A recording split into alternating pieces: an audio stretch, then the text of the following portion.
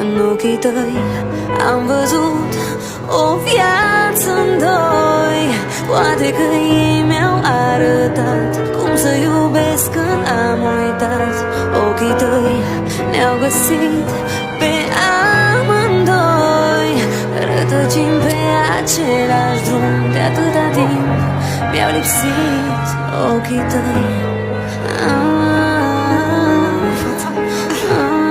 Fața la viitorul tău soț.